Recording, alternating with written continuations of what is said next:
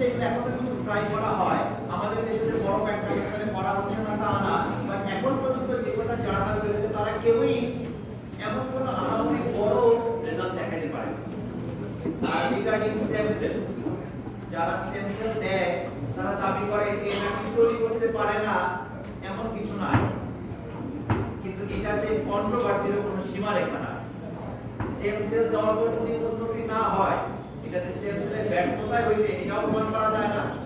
আবার stem cell দেওয়ার পরে যদি উন্নতি হওয়ার পর এটা যদি স্টেম সেলের জন্য হয়তো না অন্য কোনো কারণে হয়ে গেল এটাও প্রমাণ করা যায় না। সো স্টেম সেল আরো মোর controversial. So but these two things are really exist there, but not a common practice. So general people with MBBS doctor এখানে আমি এখানে আরেক প্রশ্নগুলো উত্থাপন করি, but they do exist. Sir এই বলে স্যার ফটোক্স তো সেই কিউরেবল কিছু না, আসলে বেশি মানে সেরিব্রাল ফটোক্সিরও তো কোনো কিউর নাই।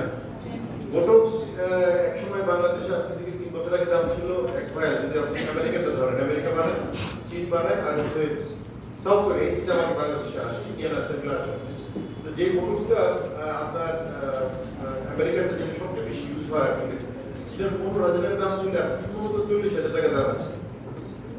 বোটুলিনাম টক্সিনের ক্লিনিক্যাল এফিকেসি থাকবে 3 মাস। আপনি যদি স্যার 8 বছর বয়সের একটা ছেলের কথা ভাবেন, তাকে বোটক্স আপনার 3 ভাই মানে 1.5 লাখ টাকা 1.5 লাখ টাকার বোটক্স ইনজেকশন কেন লাগতে পারে, বাট তার রেজাল্ট তো অতখানি না। সো যে কমিটি বললো যে আমেরিকায় তারা দিচ্ছে, বাংলাদেশে বোটক্স আবার কসমেটিক্যালি দেয়, যে সার্জারি দিলে করা যায়, বাট ইট ডাজন্ট হেল্প। আপনি ডরসাল গ্রাইটেনের কথা বলছেন, খুব সিলেক্টিভলি ডরসাল স্পাইনের কিছু নার্ভ কেটে দেওয়া হয়। বাংলাদেশে একজন নিউরোসার্জন কিছু একটা করছেন, বাট এটা ওয়াইটিং প্র্যাকটিস না, সারা পৃথিবীতে ওয়াইটিং প্র্যাকটিস না, ডরসাল লাইজেশন। আর ভবিষ্যতে একদম শোনা একমত, ওই যে কিসের কথা বললেন যে স্টেম সেল, স্যার এটা যেমন ইন্ডিয়ার বিভিন্ন কনফারেন্সে আমরা গিয়ে দেখি যে একজন স্টেম সেল অনেক কিছু বলতেছে, যে প্রায় সব কিছু সারা জায়গায় বলতেছে।